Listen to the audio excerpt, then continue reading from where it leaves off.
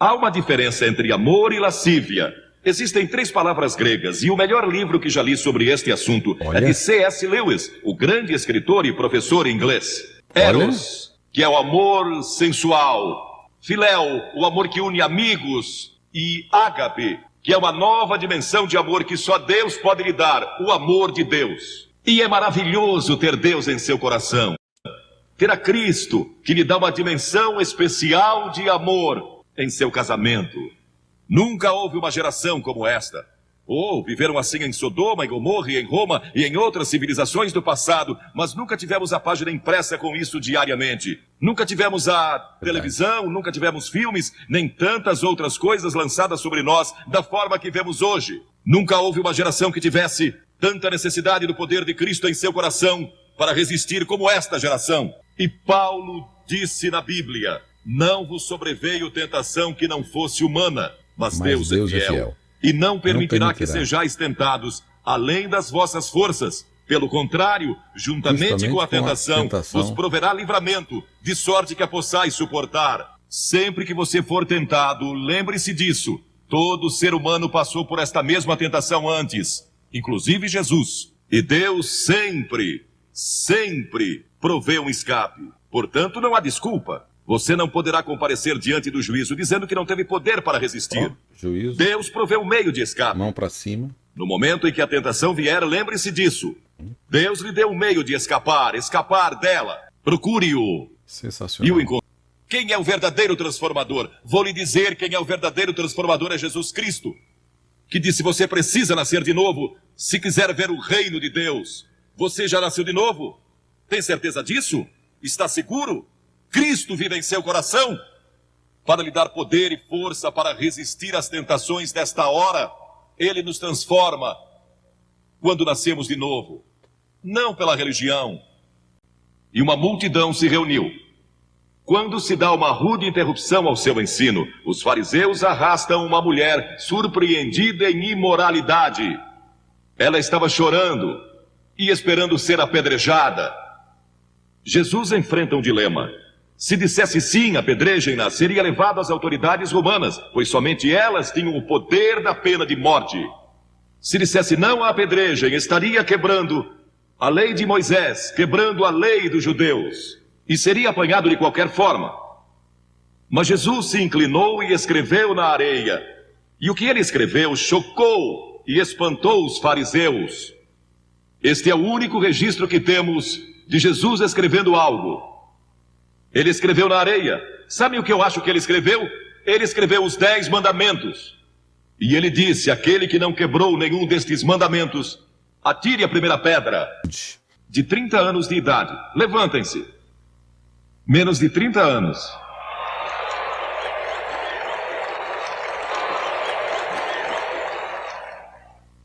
Mas parece que todos se levantaram. Conheço uma senhora de 105 anos de idade. Isso me dá a esperança de que possa voltar aqui dentro de 23 anos.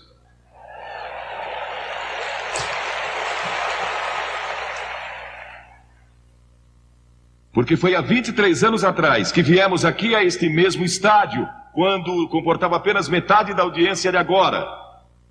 Ainda lembro daquela época, e quando me disseram: queremos que volte a Denver, eu disse: mas estivemos lá há uns 8 ou 10 anos atrás. E disseram: faz mais de 20 anos que você pregou em Denver. Achei difícil de acreditar como o tempo voa. Eu prego com frequência em universidades, faculdades e em seminários, e um estudante universitário me fez uma pergunta durante uma das reuniões há algum tempo. Desde que você atingiu uma idade avançada, ele perguntou. Ele disse: qual foi sua maior surpresa na vida? Respondi: a brevidade da vida. Eita. Eu não pensei que a vida passaria tão depressa ou seria tão breve. Porque daqui a 23 anos eu terei 91 anos. E estou ansioso por isso, pois estarei no céu com certeza. Quero que abram comigo hoje no 8º capítulo do Evangelho de João. Capítulo 8 do Evangelho de João, começando com o versículo 1. Jesus, entretanto, foi para o Monte das Oliveiras. De madrugada voltou novamente para o templo, e todo o povo ia ter com ele, e assentado os ensinava. Os escribas e fariseus trouxeram à sua presença uma mulher surpreendida em adultério, e fazendo-a ficar de pé no meio de todos, disseram a Jesus: Mestre, esta mulher foi apanhada em flagrante adultério, e na lei nos mandou Moisés que tais mulheres sejam apedrejadas. Tu, pois, que dizes? João 8:1-5. A propósito, eles não citaram o texto bíblico correto, pois as escrituras diziam, em Levítico 20:10, que tanto o homem como a mulher seriam apedrejados. E aí eu pergunto, onde estava o homem? Isto diziam eles, tentando, para terem de que o acusar. Mas Jesus, inclinando-se, escrevia na terra com o dedo. Como insistissem na pergunta, Jesus se levantou e lhes disse: Aquele que dentre vós estiver sem pecado, seja o primeiro que lhe atire pedra. E tornando a inclinar-se, continuou a escrever no chão. Mas ouvindo eles esta resposta e acusados pela própria consciência, foram se retirando um por um, a começar pelos mais velhos até os últimos, ficando só Jesus e a mulher no meio onde estava. Erguendo-se Jesus, e não vendo a ninguém mais, além da mulher, perguntou-lhe: Mulher, onde estão aqueles teus acusadores? Ninguém te condenou? Respondeu ela: Ninguém, Senhor. Então lhe disse Jesus: Nem eu tampouco te condeno. Vai, e não peques mais. João 8:6-11. A revista Life, recentemente, falou sobre uma nova música de George Michael sobre sexo. E esse novo sucesso musical foi banido dos programas diurnos da Inglaterra e de várias cidades americanas, inclusive Denver. Parabéns a Denver.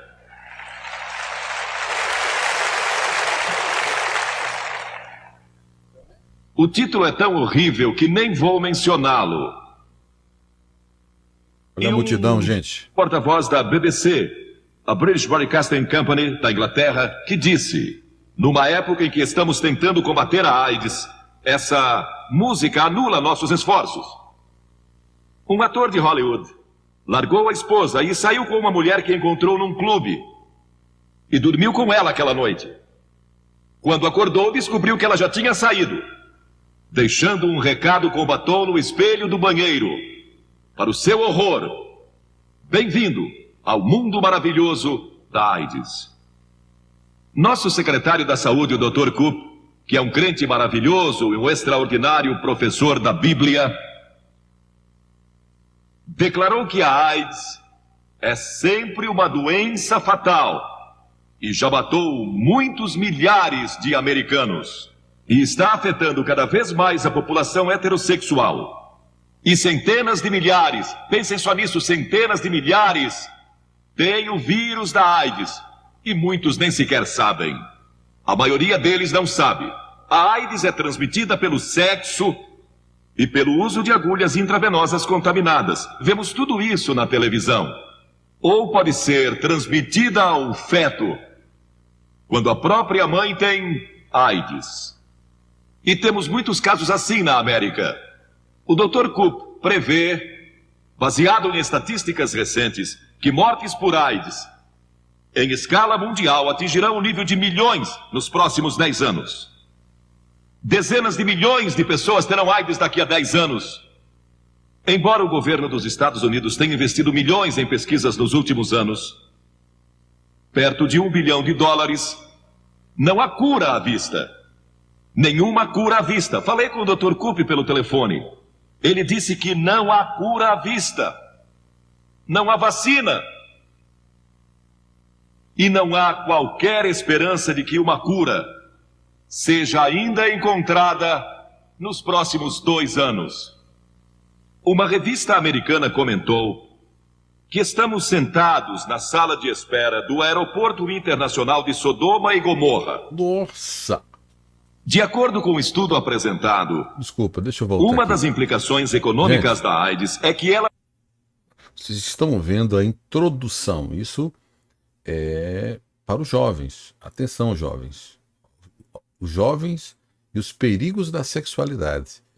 Olha só Olha essa expressão. Volta aqui. Vamos voltar ela aqui. Calma aqui um momentinho. Deixa eu voltar. A cura à vista. Nenhuma cura à vista. Falei com o Dr. Coop pelo telefone.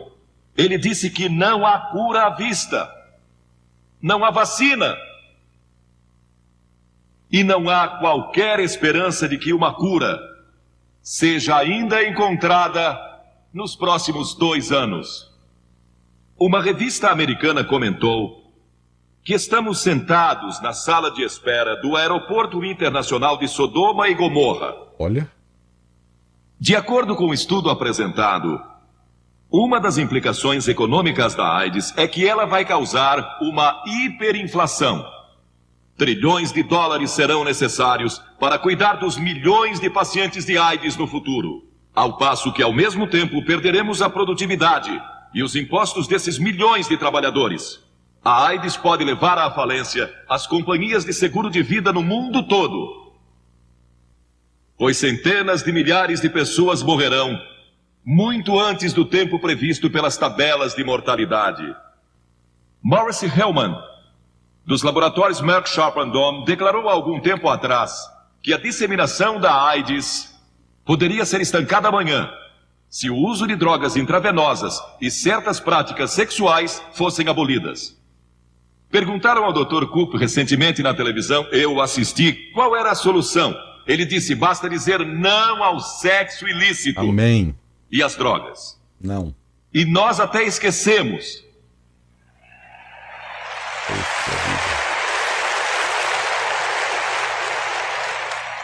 Até esquecemos da sífilis, cujos casos mais do que duplicaram nos últimos 8 anos. Mas pior que isso, e talvez ainda mais alarmante, é que talvez metade de todos os adultos americanos tem hoje herpes simplex 2. Desses, a maioria nem está consciente de que sofre dessa doença. Doença essa que também não tem cura. Olha. Agora, quero deixar bem claro que sexo não é pecado. É um dom. É um dom de Deus. Amém. Mas se é usado erroneamente, é perigoso. Ele resulta em morte, e juízo e inferno. Jesus tratou deste pecado em várias ocasiões. A mulher junto ao poço, a mulher que ungiu seus pés e a mulher que é mencionada em João 8. Agora, Jesus tinha orado a noite toda antes desse incidente e estava ensinando no pórtico do templo. E uma multidão se reuniu. Quando se dá uma rude interrupção ao seu ensino, os fariseus arrastam uma mulher surpreendida em imoralidade.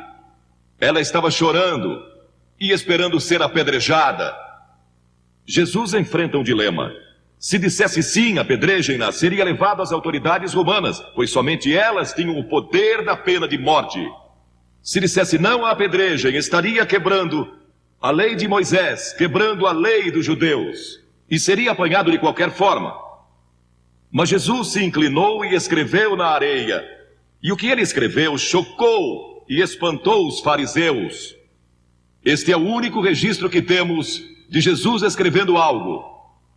Ele escreveu na areia. Sabe o que eu acho que ele escreveu? Ele escreveu os 10 mandamentos. E ele disse, aquele que não quebrou nenhum destes mandamentos, atire a primeira pedra. Ninguém pode lançar a primeira pedra, porque todos somos culpados, talvez não de adultério, mas talvez culpados de idolatria, ou de cobiça, ou de lascívia, ou seja, agora, Deus nos deu o sexo para nos atrair ao sexo oposto. Isso é muito natural. É normal olhar para uma linda mulher ou para um homem com admiração. Foi Deus quem planejou essa diferença entre a mulher e o homem. Segundo, o sexo foi dado para a propagação da raça. Nenhum de nós estaria aqui hoje se não fosse pelo sexo. É verdade. Estamos aqui graças a ele. E foi assim que Deus o planejou, no contexto do matrimônio para produzir filhos. E terceiro, foi dado como um meio de expressar amor profundo e total no contexto do casamento. Todo mundo, por isso o sexo toda não é apenas algo dado para o divertimento dos playboys. É para dizer, eu amo você e só você, dou-me completamente a você e a você somente. Quarto, foi dado como um glorioso clímax do amor conjugal. Quinto, foi dado para que o homem e a mulher pudessem expressar toda a sua união. É um tipo da igreja. O casamento é um tipo da igreja, é um compromisso. Assumimos um compromisso um com o outro e quando o fazemos, dedicamos o nosso corpo, dedicamos nossa sexualidade um ao outro. E foi assim que Deus o planejou. Mas quando saímos dos limites do matrimônio, então caímos e tropeçamos e contraímos uma doença ou algo parecido. A Bíblia ensina que o casamento é digno de honra e o leito conjugal sem mácula. Mas também diz que Deus julgará os impuros e os adúlteros. E em segundo lugar, o sexo sofreu os efeitos do pecado. Somos todos pecadores. Todos. E quebramos a lei de Deus. Começou no Jardim do Éden com Adão e Eva, quando eles decidiram ser independentes de Deus, decidiram seguir seu próprio caminho e não o de Deus. E isso afetou todas as áreas das suas vidas, inclusive sua vida sexual. Os olhos de ambos foram abertos e eles viram que estavam nus e costuraram folhas de figueira, fazendo cintas que escondessem sua nudez. Quem lhes disse que estavam nus? Como notaram isso? O pecado afeta a vida intelectual do homem e por isso você não pode ir a Cristo exclusivamente através do seu intelecto. Não pode ir a Deus através da mente. Você pode, pelo raciocínio, deduzir que existe um Deus em algum lugar, mas não pode chegar a Deus só pela sabedoria, a Bíblia nos diz, ou pelo conhecimento. Porque o pecado afetou sua mente. Por isso sua mente precisa ser transformada por Cristo. Amém. E outra coisa que ele afeta é sua vida religiosa. Ele limita sua comunhão com Deus. O pecado causa separação entre você e Deus. E você está separado de Deus. E essa separação é chamada pela Bíblia de inferno. Separação de Deus nesta vida e na vida futura. Por causa do pecado. E todos somos culpados e sofremos o castigo resultante do pecado. Deus não planejou dessa forma. Ele não criou o mundo para ser assim. Temos guerras e temos prisões e temos todo tipo de coisas por causa do pecado. Pegue o seu jornal todos os dias e verá pecado, pecado, pecado por todo lado. E ele também afeta a vida sexual, pois a cobiça veio como resultado do pecado na vida do homem e da mulher. E Jesus disse que se você cobiçar uma outra pessoa em seu coração, então já cometeu pecado. Pois aquele que olha para uma mulher com intenção impura, agora você pode olhar para ela, admirando-a. Mas intenção impura significa que você iria para a cama com ela, se tivesse oportunidade. Olha essa explicação, se a oportunidade gente. se apresentasse, é aí que olhar se torna pecado. Sim, o pecado afetou a nossa vida sexual. Também a afetou num outro sentido. Que você nunca conhecerá o verdadeiro prazer e gozo e vibração do ato sexual. Até que conheça a Cristo. Aceitando a Cristo, Ele lhe dará uma nova dimensão nessa área de sua vida que você jamais imaginou que existisse e da qual aqueles que não têm a Cristo nada sabem. Há uma diferença entre amor e lascívia. Existem 3 palavras gregas e o melhor livro que já li sobre este assunto é de C.S. Lewis, o grande escritor e professor inglês. Eros, que é o amor sensual. Filéu, o amor que une amigos. E ágape, que é uma nova dimensão de amor que só Deus pode lhe dar, o amor de Deus. E é maravilhoso ter Deus em seu coração. Ter a Cristo, que lhe dá uma dimensão especial de amor em seu casamento. Agora, por que Deus diz que você não deve adulterar? Primeiro, para proteger o casamento. Se você comete imoralidade antes do casamento, isso vai afetar seu casamento depois. Talvez só mais tarde, talvez só depois da lua de mel, mas vai afetar sua vida. Amém. Olha. E causar infelicidade e miséria. É verdade. Segundo, para guardar seu corpo, para protegê-lo de doenças venéreas e outras doenças, para protegê-lo psicologicamente, porque há sentimentos de culpa. Depois que você comete imoralidade, quando comete adultério. A revista da Escola de Medicina de Harvard, do mês passado, citou um estudo que revela que a grande maioria das pessoas que morrem durante o ato sexual não estão com seus cônjuges. E então eu pergunto, por quê? Por causa do velho problema da culpa. Oh. Um aluno de Radcliffe declarou numa entrevista: eu sempre me sinto culpado. Imoralidade gera distúrbios emocionais, insegurança e muitas vezes rejeição. E Deus também ordenou que não adulteremos para proteger a sociedade. O problema moral pode ameaçar a sociedade e a segurança de uma nação. É um dos grandes fatos que os historiadores registram a respeito de Roma. Roma caiu por causa da imoralidade. Lemos que dos últimos 15 imperadores romanos, 14 deles foram pervertidos sexuais. Se tivermos outra depressão ou guerra na América, será que teremos a força moral para resistir e sobreviver? Ou cairemos como Roma, quando povos mais fortes invadiram suas fronteiras? Olha a multidão. Como você comete imoralidade? A Bíblia condena a sensualidade, a lascívia, a luxúria, a depravação. Sabem, Deus não condena apenas a ação, mas também os pensamentos e intenções do coração. Opa! E estamos sob a sentença de morte por causa disso. Psicólogos declaram que em qualquer batalha entre a imaginação e a vontade... E quantos não travaram essa batalha entre a imaginação e a vontade? Sua imaginação diz: veja quanto poderia se divertir. E sua vontade diz: é melhor não. É verdade. Mas a vontade invariavelmente perde.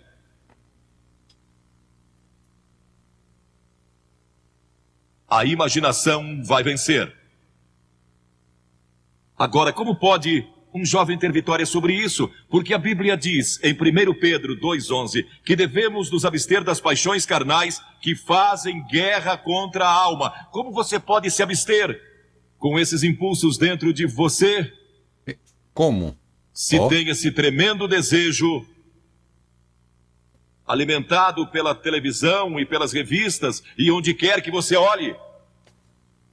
Não creio que possa, como uma pessoa jovem hoje, nesta geração, sem Cristo no coração.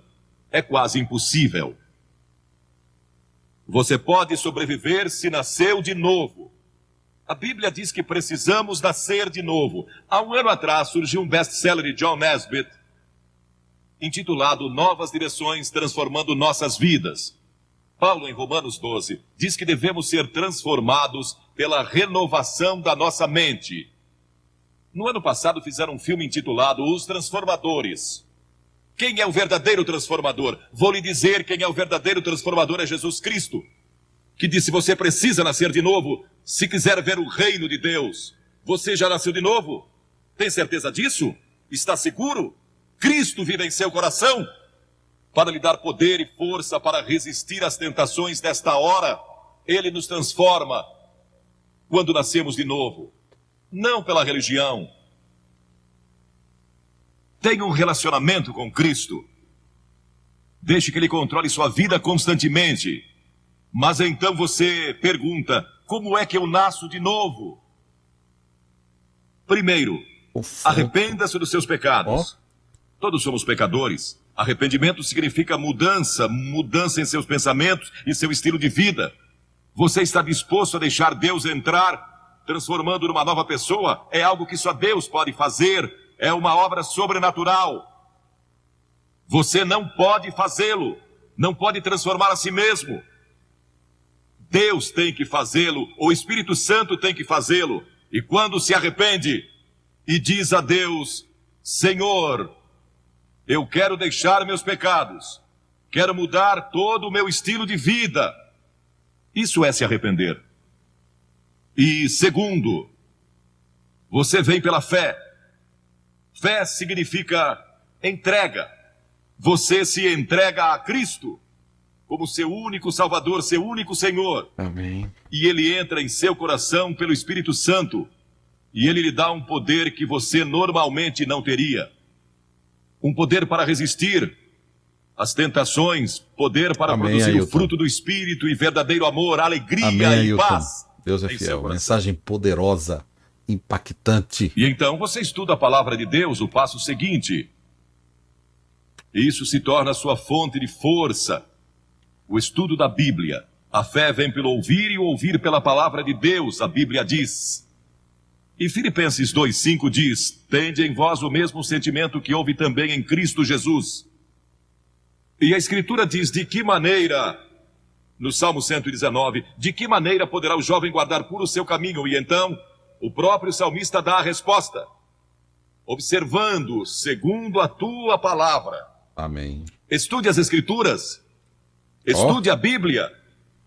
E isso lhe dará uma força que você nunca teve antes.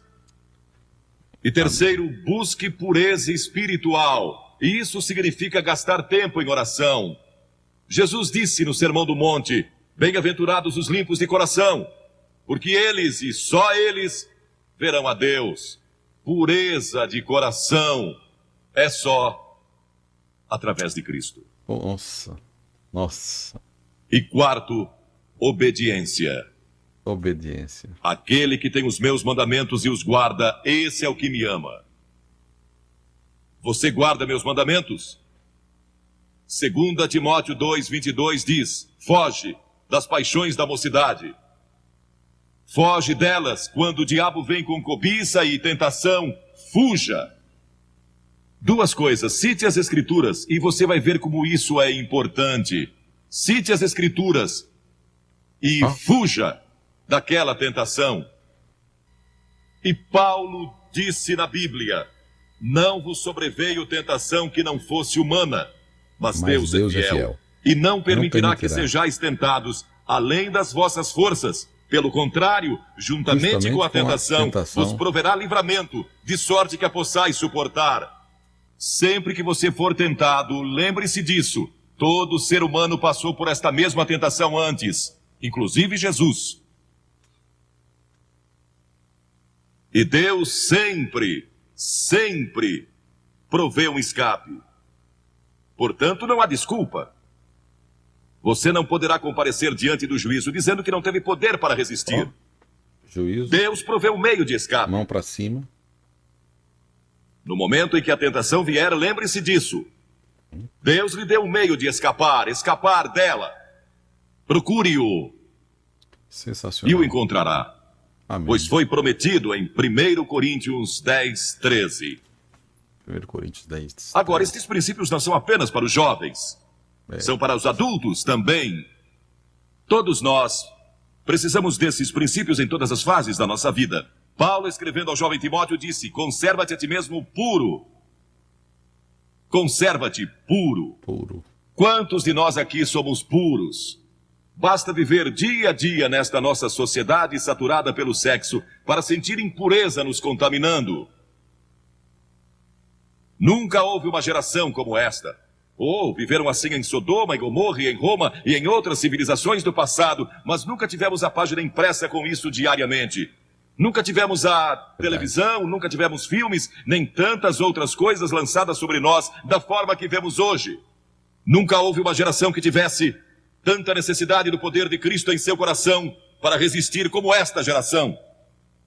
Poder de Cristo. Quando José foi tentado, e aquela mulher, a esposa de Potifar, tentou segurá-lo e convencê-lo a ir para a cama com ela, ele a deixou e fugiu. E a Escritura diz que deixou as vestes nas mãos dela. E José pensou que estava perdendo tudo, porque tinha subido ao posto máximo do império comercial de Potifar. Foi lançado na prisão, mas não sabia que Deus tinha sua mão sobre ele o tempo todo, e sempre que você resiste, Deus está guardando você e vai estar ali para ajudá-lo. Agora, esta pobre mulher que tinha sido arrastada pelos fariseus e saduceus e condenada, tinha sido surpreendida em adultério. De acordo com a lei de Moisés, ela e o homem que estava com ela mereciam morrer. O castigo era duro sob a lei de Moisés.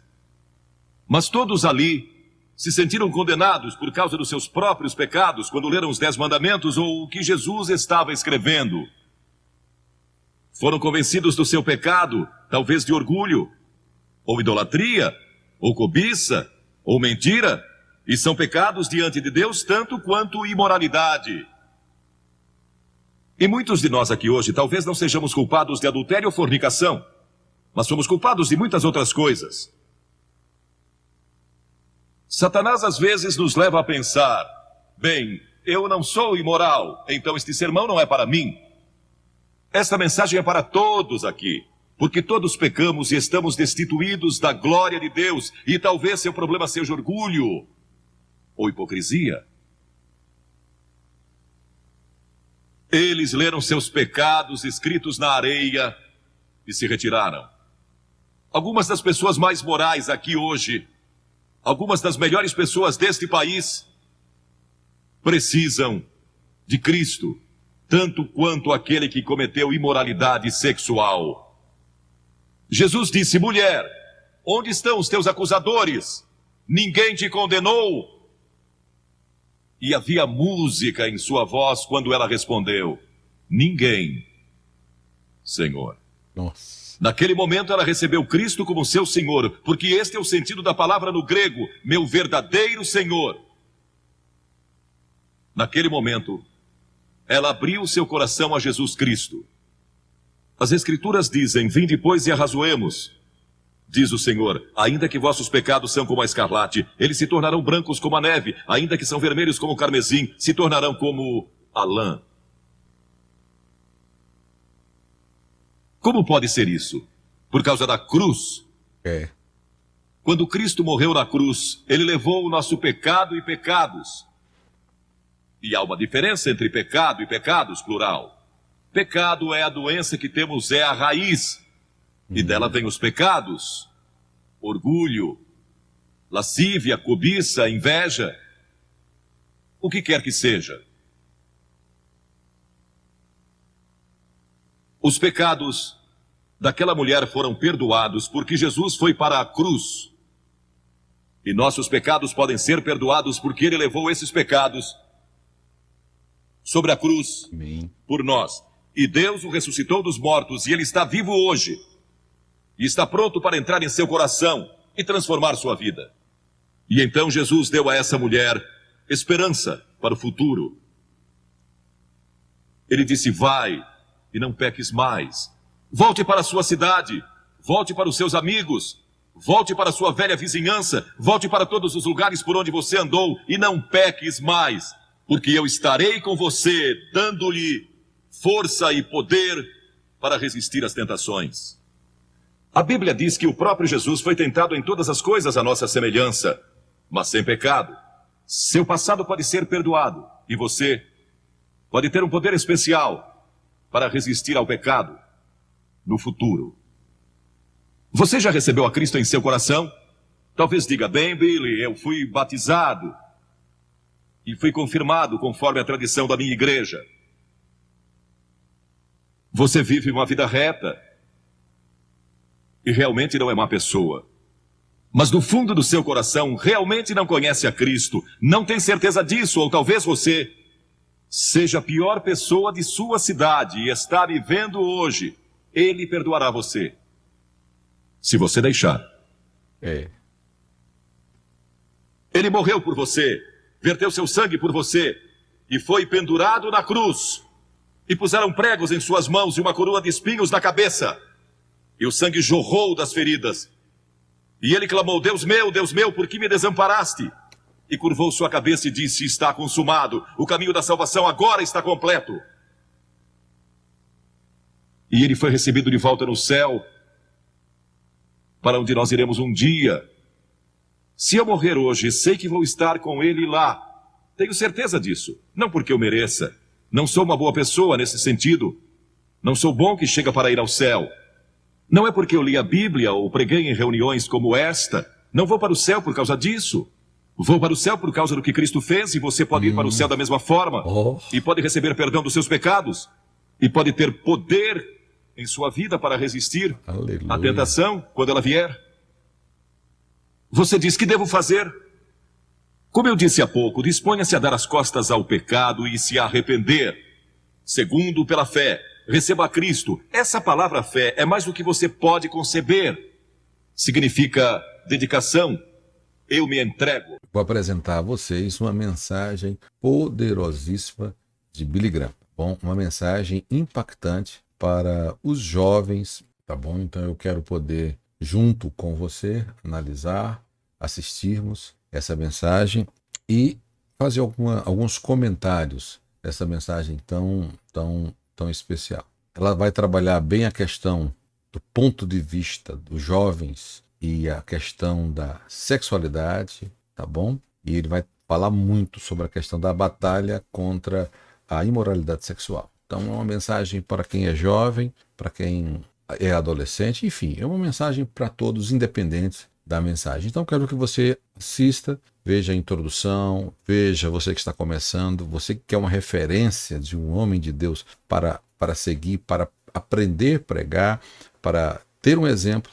Esse aqui é uma pessoa. Então você que chegou aqui no canal, não esqueça de deixar o seu like, curtir e de compartilhar.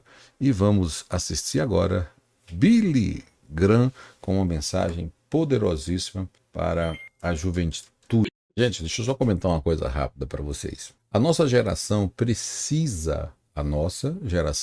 atual de pregadores, precisa voltar a esse verdadeiro evangelho. Um evangelho que impacte, um evangelho que confronte, um evangelho que vá contra o pecado.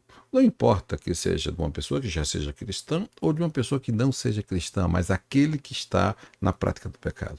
Uma mensagem como essa não se ouve mais na grande maioria das igrejas. E você olha que ele não altera a fisionomia, não se torna uma pessoa chata. Vocês viram a introdução dele, como ele foi tranquilo, ele chamou a atenção dos adolescentes, dos jovens principalmente, e automaticamente está trazendo uma mensagem pesadíssima. Se fosse, dependendo do pastor que estivesse falando aqui, a pessoa não queria nem sequer ouvir de tão pesada que é, porque a pessoa já se viria até mesmo dentro do inferno. Então é uma estratégia que eu quero que você que está me acompanhando analise bem, porque o evangelho tem que ser pregado com amor e com carinho. Então essa forma que o Billy Graham prega uma mensagem tão pesada, falando a verdade, a verdade ela devagarzinho vai entrando no coração das pessoas. É simplesmente espetacular. Então vamos aqui dar continuidade ao nosso vídeo. Entenda isso, compreenda isso, para você que está começando, para você que quer pregar, para você que quer anunciar, para você que quer impactar com as suas pregações. E for. Estou parando aqui para falar algo. É muito bonito em qualquer mensagem que você pregar, você falar a fonte histórica da onde você leu, da onde você estudou. Ele aqui já faz uma recomendação de um livro, fala da onde ele leu, fala aonde ele extraiu, ele faz a recomendação e fala com tanta satisfação. Quem prega hoje, às vezes a grande maioria das pessoas falam tanta coisa bonita, mas foi tirado de uma outra pessoa e não fala a fonte que foi estudada. Fale sempre a fonte, que é uma estratégia muito bonita, ético e aplausível, tá bom? Deus abençoe a todos vocês. Marcos Pereira, verdades que precisamos ouvir. Deus abençoe de uma forma e poderosa. Deus abençoe de uma forma especial Michele, Jonathan.